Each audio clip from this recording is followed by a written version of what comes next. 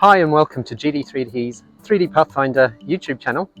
Today we'll be looking at making a bridge using the drawing tools in CityEngine. We're going to continue with our previous model and look at making a bridge. In this case I've chosen Southwark Bridge in London.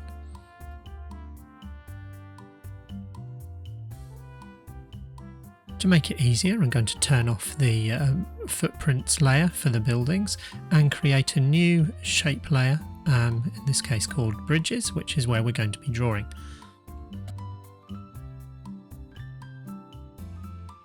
Click on the Shape Drawing Tools button, then in the Tool Options pane, click on the Rectangular Shape Creation button. In here, ensure Force New Shape switch is on, as well as the Force Planar is on. Forcing planar means that whatever the first point is, the rest of the points will be on that elevation, so it makes your polygon flat. You can see here I've drawn a simple polygon that represents the street area of the bridge in question. It might take a couple of goes to do this, but there's always Ctrl-Z to undo things. At this point I might want to move the polygon up or down using the W key as a shortcut to get to the move tool, just to adjust because I'm going to draw the pillars that are alongside it. As you can see, I'm selecting, instead of the rectangular shape creation, I'm selecting the polygon shape creation and making sure it's force planar as well, and just making sure it's a force a new shape as well. And you can see here I'm drawing just using these imagery as a guide here really for this. You can do it more precise, but this is just to demonstrate that principle. Once drawn, I've used the Ctrl-C and Ctrl-V and then the W key to move and rotate. You can see here I've just flipped it round and to put it the opposite side of the bridge. I've then selected a couple of vertices just to snap it onto the bridge sides there to make it neat.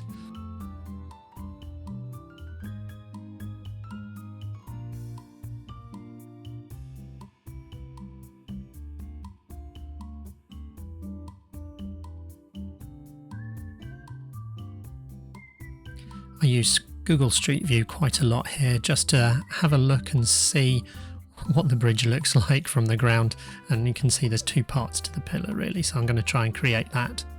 I'm also raising the bridge up again to what I think is an approximate height. It doesn't have to be exact if you've got the information good, otherwise make it look right.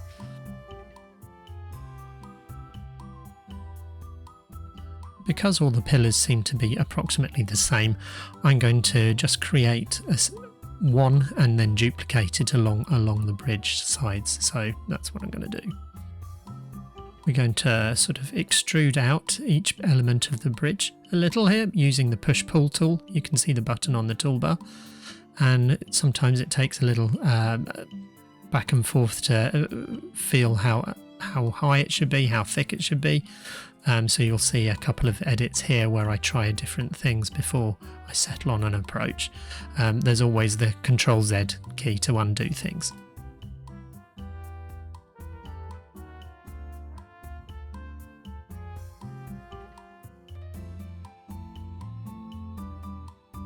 I've noted there's sort of two parts to the elements of the bridge here, so you can see I've turned off the force new shape and I've just sort of used a line to cut through it, so there's two parts, one extruded further than the other, and you can see me doing that now to a particular height, and I'll do it on the other side as well.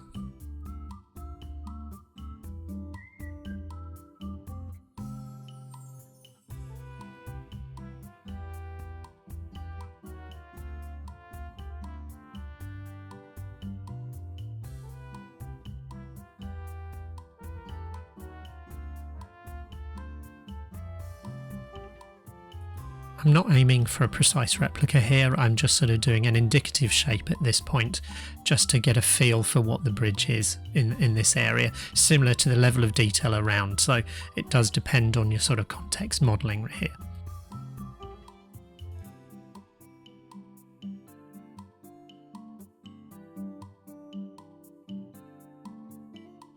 Once I'm happy with both pillars and the level of detail, you'll see I've selected both, and I'm doing a Control C and then a Control V to copy and paste those pair of pillars along the bridge, and you'll note that the red axis aligns nicely with the bridge. Yeah.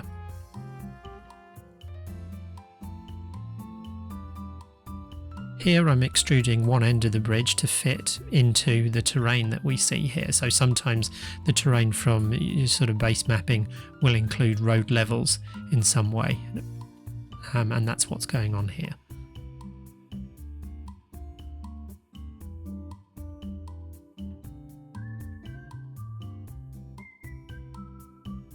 Now that I'm happy with the bridge, I can go to the Shapes file menu and just combine all those elements together. So when we click on the bridge, it selects all the different elements that we've drawn. So you can see what I've done here.